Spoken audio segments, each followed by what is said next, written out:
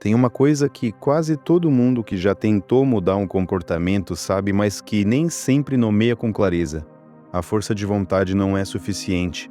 Não porque você seja fraca, mas porque força de vontade é um recurso que funciona como bateria. Você acorda com uma carga e ao longo do dia ela vai sendo consumida por cada decisão que toma, por cada situação que exige autocontrole, por cada coisa difícil que você atravessa. E quando chega a noite, com o tanque vazio, você cede, não porque faltou caráter, porque o recurso acabou. Entender isso muda a estratégia, porque se a força de vontade é limitada, a saída não é ter mais dela, é construir um ambiente que não exija tanto dela. O ambiente é mais poderoso do que qualquer decisão que você toma, e você pode usar isso a seu favor ou deixar que ele trabalhe contra você. A maioria das pessoas deixa o ambiente no acaso e depois culpa a si mesma quando não resiste. A estratégia inteligente é diferente. Você usa os momentos de clareza, quando está calma e descansada, para organizar o ambiente de forma que nos momentos de cansaço, a coisa certa seja mais fácil e a coisa difícil seja menos acessível. Isso é prático e direto. Se o que você quer mudar está a um passo de distância, ele vai acontecer.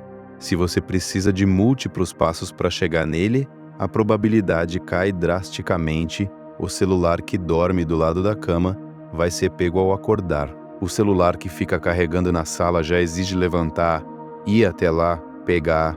Esse pequeno atrito é suficiente para que o comportamento automático não aconteça. Os doces no armário da cozinha vão ser comidos. Não comprar é diferente de não comer. Você consegue não comprar muito mais facilmente do que consegue não comer o que já está lá. Você está usando a sua cabeça quando está bem para proteger você mesmo quando não estiver bem. Não é fraqueza planejar isso. É inteligência. Cada centímetro de atrito que você tira de um comportamento que quer ter é um centímetro a mais de facilidade para ele acontecer. E cada centímetro de atrito que você adiciona a um comportamento que quer evitar é proteção para quando você estiver vulnerável. Inverte a fricção.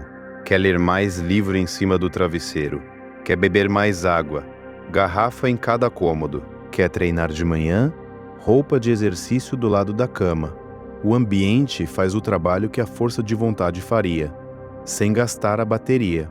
Tem algo sobre o corpo que é um dos recursos mais subestimados quando o assunto é mudar um comportamento.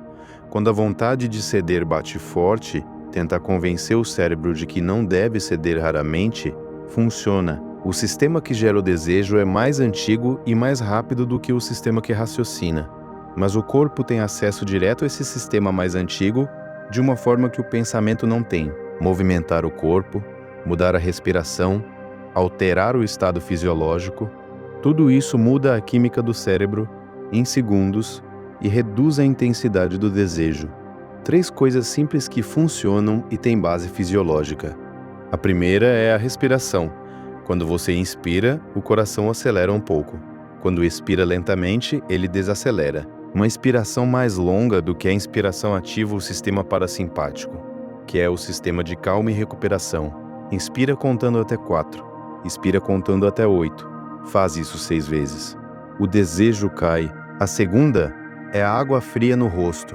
Parece simples demais, mas ativa o que os fisiologistas chamam de reflexo de mergulho do mamífero. Baixa a frequência cardíaca, reduz a ativação do sistema de alarme, traz a mente de volta ao momento presente. 30 segundos de água fria no rosto quando a vontade está no pico. Me conta aqui nos comentários, qual dessas estratégias você já tentou ou acha que faz mais sentido para o seu caso? Eu leio cada comentário. A terceira é o movimento.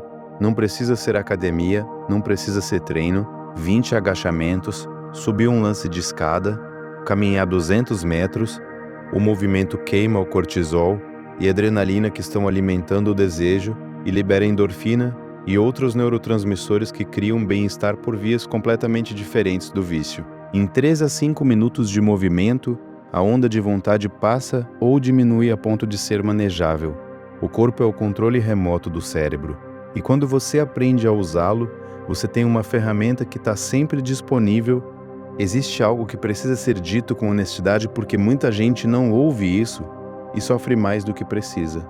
você vai recair. Em algum momento, depois de alguns dias bons ou algumas semanas de progresso, vai ter um dia mais difícil, um gatilho que você não viu, uma situação que te pegou de surpresa e você vai ceder.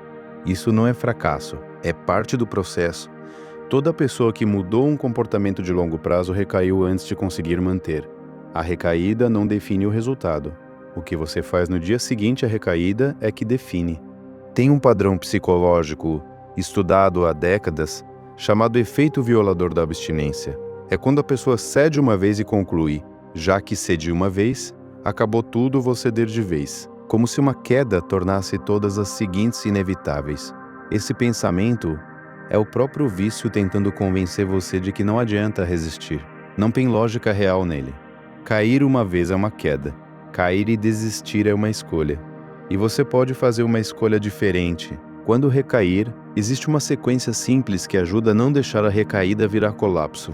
Primeiro, acolher sem se punir. Você está sendo humana, lutando contra algo difícil, num mundo que não torna essa luta fácil. Não precisa de mais peso além do que já existe. Segundo, investigar, não julgar. O que aconteceu? Qual foi o gatilho que você não tinha mapeado ainda? Qual foi o estado emocional que abriu a janela? Essa investigação é informação, não acusação.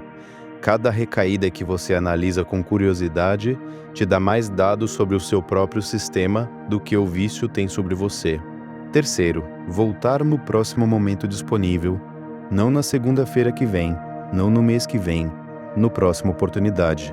Porque a distância entre a recaída e o retorno ao caminho é o que separa quem muda de quem não muda. Quanto menor essa distância, menor o impacto da recaída sobre o processo como um todo, e quanto mais vezes você volta, mais a identidade de alguém que não desiste mesmo depois de cair se consolida.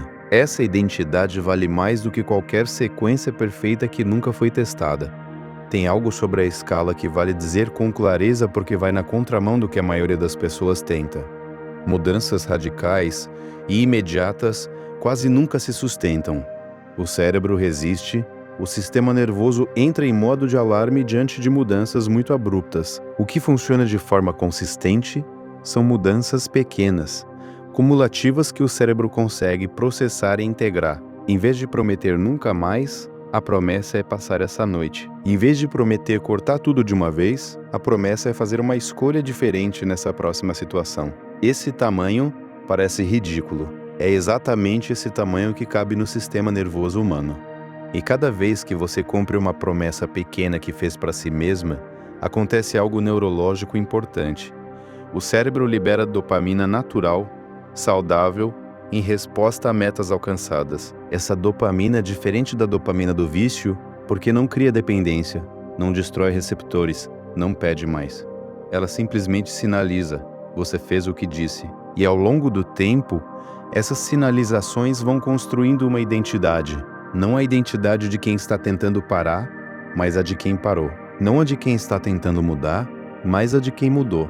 E identidade é o que mantém o comportamento muito depois de qualquer decisão isolada ter sido esquecida. A liberdade em relação a um comportamento compulsivo não vem de uma decisão heróica. Vem de 90 pequenas vitórias, de 90 momentos em que você escolheu diferente, de 90 vezes em que a onda passou e você ainda estava de pé, tijolo a tijolo. Não é glamouroso, não é rápido, mas é real. E é o único caminho que leva para onde você quer chegar. Quero falar sobre algo que muita gente não considera quando pensa em mudar um comportamento. O papel das emoções que o comportamento está regulando. Todo comportamento compulsivo tem uma função emocional. Não porque a pessoa seja fraca ou incapaz de lidar com a vida, mas porque o sistema nervoso encontrou naquele comportamento uma forma de gerenciar um estado interno que não tinha outro canal de saída disponível. E quando você entende qual é esse estado, qual é a emoção ou necessidade que o comportamento está tentando atender, você tem informação real para trabalhar. A ansiedade é uma das emoções mais frequentemente gerenciadas por comportamentos compulsivos. O álcool, o cigarro, a rolagem das redes, o jogo, todos podem estar funcionando como reguladores de ansiedade. O problema é que regulam de forma temporária e criam dependência que aumenta a própria ansiedade ao longo do tempo. O ciclo se fecha, o comportamento alivia a ansiedade momentaneamente, mas os efeitos do próprio comportamento, a culpa, as consequências da dependência crescente, geram mais ansiedade, que pede mais comportamento. Entender esse ciclo não é desculpa para mantê-lo, é o mapa para sair. O tédio é outro estado que alimenta muitos comportamentos compulsivos de forma que raramente é nomeado. Em especial, o comportamento digital compulsivo, a rolagem interminável, o jogo no celular, a busca por estimulação constante. O tédio, que em gerações anteriores era simplesmente parte da vida e que criava espaço para criatividade, reflexão e descanso real, passou a ser tratado como um estado a ser eliminado imediatamente, e os dispositivos digitais são projetados exatamente para isso. O resultado é que muitas pessoas desenvolveram uma intolerância ao descanso real, ao silêncio, ao não estímulo, e essa intolerância é o que precisa ser trabalhada, não apenas o comportamento em si. A solidão é outra, especialmente a solidão moderna, que é diferente da ausência de pessoas e que pode ser sentida em meio a grupos em relacionamentos, no trabalho. A sensação de não ser visto de verdade, de não ter quem realmente entenda, de estar sempre na superfície das relações. Comportamentos compulsivos frequentemente preenchem esse espaço de uma forma que parece conexão, mas que na verdade é isolamento disfarçado. A pornografia como substituto de intimidade real, o consumo de redes como substituto de conversa genuína, o álcool como lubrificante para interações que não aconteceriam de outra forma. Entender isso aponta para onde o trabalho real precisa acontecer. Existe algo sobre o tempo que o processo de mudança leva para produzir resultados visíveis que é importante saber com antecedência. Nas primeiras semanas, o sistema nervoso está em um processo chamado de abstinência funcional, em que a ausência da dopamina artificial cria um estado de menor bem-estar geral. Coisas que deveriam dar prazer não dão tanto. A vida parece um pouco cinza. Isso não é sinal de que está errado. É o sinal de que o processo está acontecendo, que o sistema está se recalibrando. Quem não sabe disso, interpreta esse período cinza como confirmação de que não vai funcionar. Quem sabe usa como evidência de que está no caminho certo. E tem algo sobre as ferramentas que funcionam diferente do que a pessoa espera que é importante mencionar. A maioria das pessoas quer uma técnica que elimine o desejo, uma estratégia que faça a vontade parar de aparecer. Mas as ferramentas que funcionam não eliminam o desejo. Elas mudam a relação da pessoa com o desejo. A diferença é sutil, mas fundamental. Em vez de não sentir a vontade, a pessoa aprende a sentir a vontade sem agir a partir dela. Em vez de não ter o gatilho, aprende a reconhecer o gatilho e ter uma resposta diferente. Em vez de não ser afetada, aprende a ser afetada e atravessar. Essa habilidade de sentir sem agir é o que se desenvolve ao longo do processo. Existe algo sobre o contexto em que a mudança acontece que é tão importante quanto as técnicas. Uma pessoa que está tentando mudar um comportamento num ambiente que constantemente oferece o comportamento vai ter muito mais dificuldade do que uma que organizou o ambiente a seu favor, não por falta de força de vontade, mas porque o contexto ativa o ciclo automaticamente. Por isso, reorganizar o ambiente não é opcional. É parte central do processo. E por isso também, encontrar comunidade, seja em grupos de apoio, seja em ambientes onde o comportamento não é o padrão, faz diferença real que vai além do suporte emocional. E por último, existe algo sobre a autoobservação compassiva que precisa ser dito porque é onde muita gente tropeça, a tendência de usar o processo de mudança como mais uma oportunidade de se julgar, de se comparar com onde deveria estar, mas o julgamento é o que fecha o sistema nervoso, aumenta o estresse e, paradoxalmente, aumenta a probabilidade de ceder ao comportamento que se quer mudar. A observação que funciona é diferente, curiosa, honesta, sem condenação. Como um pesquisador observando dados, não como um juiz observando um réu. Você está aprendendo como o seu sistema funciona. E esse aprendizado, por mais doloroso que seja às vezes, é o que te dá o poder que o vício não quer que você tenha. Tem algo sobre o que acontece no sistema nervoso quando a pessoa começa a ter vitórias consistentes, que vale nomear como horizonte. O cérebro, que foi acostumado a buscar a dopamina artificial, começa, gradualmente, a reconhecer fontes naturais de bem-estar, que havia deixado de perceber. Isso não acontece de uma semana para outra, mas ao longo de semanas e meses, a pessoa começa a notar que certas coisas começam a ter sabor de novo. Uma conversa que prende a atenção, um movimento que traz leveza no corpo, uma refeição que sabe bem sem precisar de estimulação extra. Esses retornos são os indicadores mais concretos de que o sistema está se restaurando. E existe algo sobre o suporte que merece ser dito com honestidade. Pedir ajuda não é fraqueza. É a estratégia mais inteligente disponível. A mudança de comportamentos profundos raramente acontece em completo isolamento. Seja um terapeuta, um grupo de apoio, uma comunidade, um amigo de confiança que entende o que está acontecendo, ter suporte humano no processo muda o que é possível de uma forma que nenhuma técnica solitária consegue replicar completamente, porque o sistema nervoso humano se regula em relação, e relação segura, que não julga, que entende o ciclo, que acompanha sem cobrar perfeição, é parte do tratamento. E por fim, a liberdade que você está buscando não vai cair do céu.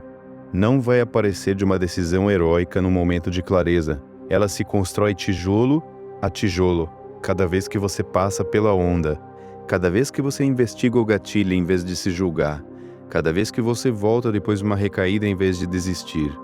Cada uma dessas escolhas coloca um tijolo. Em 3 meses tem parede. Em 1 ano tem casa. E um dia você olha para trás e percebe que aquela relação que tinha com aquele comportamento não define mais quem você é.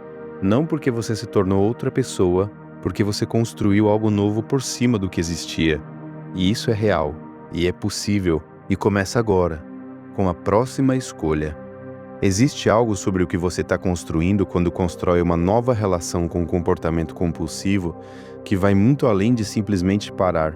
Você está provando para si mesma que tem capacidade de comprometimento real, que consegue agir diferente do que o impulso pede, que tem mais agência sobre a própria vida do que o vício quer que você acredite. Essa prova, acumulada em pequenas vitórias ao longo do tempo, muda a relação que você tem com você mesma.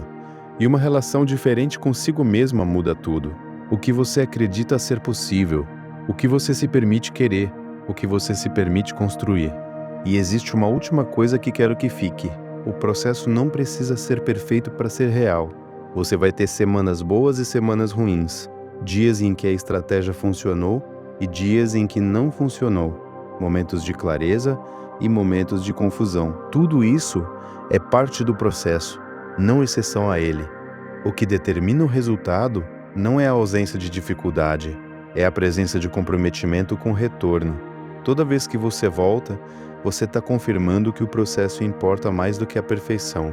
E um processo que importa, mantido ao longo do tempo com honestidade e com gentileza, produz a mudança que você está buscando, não de uma vez, tijolo a tijolo, um tijolo depois do outro. Existe algo sobre o papel do corpo no processo de mudança de comportamento que vai além das técnicas de respiração e movimento, e que é importante nomear. O corpo guarda experiências, tensões que estão associadas a estados emocionais específicos, formas de respirar que estão associadas a estados de ansiedade ou de alerta, padrões posturais que se instalam quando determinadas emoções são frequentes. Quando você começa a prestar atenção no corpo, não apenas como veículo de sintomas, mas como portador de informação, você começa a ter acesso a camadas do processo que o pensamento sozinho não alcança. Práticas corporais gentis, yoga, movimento consciente, respiração, contribuem para o processo de uma forma que é complementar e não substituta do trabalho mental. E tem algo sobre o tempo que as pessoas subestimam, o tempo de consolidação, depois que o comportamento já não domina mais, depois que a vida sem ele passou a parecer normal, ainda existe um período em que o sistema nervoso precisa consolidar a mudança. Situações de estresse intenso, de grande cansaço, de mudanças abruptas na rotina, podem ativar os padrões antigos mesmo depois de um longo período de mudança. Isso não é sinal de que a mudança não aconteceu. É o sistema nervoso em condição de estresse recorrendo ao que é mais automatizado. Saber isso de antemão permite que, quando acontecer, A pessoa reconheça o que está acontecendo e responda com o que aprendeu em vez de concluir que está de volta ao ponto zero. Existe uma coisa prática que você pode fazer agora, hoje, que não custa nada e que tem efeito real. Pega um papel e escreve 3 coisas. Qual é o comportamento que você quer mudar? Qual é o gatilho mais frequente que você já identificou? E qual é uma coisa concreta que você vai fazer da próxima vez que esse gatilho aparecer? Não precisa ser perfeito. Não precisa cobrir todos os gatilhos. Só uma resposta alternativa. Só um primeiro passo, porque o que fica no papel existe de forma diferente do que fica na cabeça. E o que existe pode ser revisado, ajustado, fortalecido ao longo do tempo. Começa por esse papel. Agora, e há algo sobre o que significa dar o primeiro passo real que é mais simples do que parece, mas que exige uma honestidade que muita gente evita. O primeiro passo não é prometer que vai parar para sempre, é reconhecer com clareza o que está acontecendo. O ciclo, o gatilho, a função que o comportamento cumpre, o custo real que tem. Esse reconhecimento honesto, sem defesa e sem julgamento excessivo, é o solo em que qualquer mudança real precisa ser plantada. Não é o fim do processo, é o começo real dele. E começos reais, mesmo que pequeníssimos e aparentemente insignificantes, são completamente diferentes de planos que ficam na cabeça sem nunca se tornarem ação. E tem uma coisa sobre humildade e sobre pedir ajuda que precisa ser dita de forma direta. Não existe processo de mudança real que aconteça completamente sozinho. O sistema nervoso humano é um sistema social. Ele aprende em relação, se regula em relação, se cura em relação. Pedir suporte, seja de um profissional qualificado, de uma comunidade, de alguém de confiança que realmente entende o que está acontecendo, não é sinal de que você não consegue. É o reconhecimento de que você está sendo inteligente sobre como os seres humanos realmente mudam. E inteligência aplicada ao processo é o que produz resultados duradouros, que ficam quando a urgência da motivação inicial passa. Tem algo sobre o ritmo do processo que vale aceitar de antemão para não se frustrar quando ele não corresponder às expectativas. O processo de mudar uma relação com um comportamento compulsivo tem o ritmo das promessas motivacionais, e o ritmo da biologia é mais lento, mais não linear, mais cheio de voltas do que qualquer cronograma que a mente racional traça. Aceitar esse ritmo não é resignação, é respeito pelo próprio processo. E quem respeita o processo em vez de lutar contra ele, tem uma relação muito mais sustentável e duradoura com a jornada inteira. Se algo do que foi falado aqui chegou em você, se você se reconheceu nessa luta e quer entender mais profundamente o que alimenta esses ciclos internamente, eu te convido a conhecer o método Devagar Tudo Muda. É um caminho de desenvolvimento emocional que vai te ajudar a entender o que está por baixo dos comportamentos que você quer mudar, o que o sistema nervoso está buscando quando recorre ao ciclo compulsivo, e como construir, com cuidado e com o tempo real que esse processo pede, alternativas internas mais sólidas e sustentáveis. O link está na descrição desse vídeo.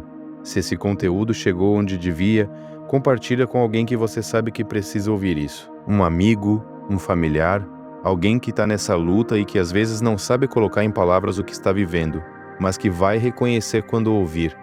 E se ainda não acompanha o canal, inscreve-se agora. Toda semana tem conteúdo novo por aqui, sempre pensado com cuidado para pessoas que estão levando o próprio desenvolvimento a sério.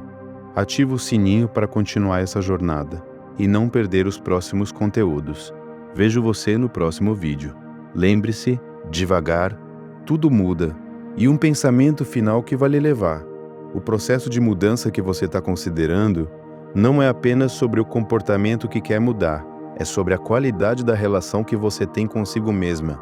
Essa relação, quando passa de baseada em exigência e julgamento para baseada em honestidade e gentileza, transforma não apenas o comportamento específico, transforma a forma como você se trata diante de qualquer dificuldade. E isso é um recurso que vai com você para muito além desse processo.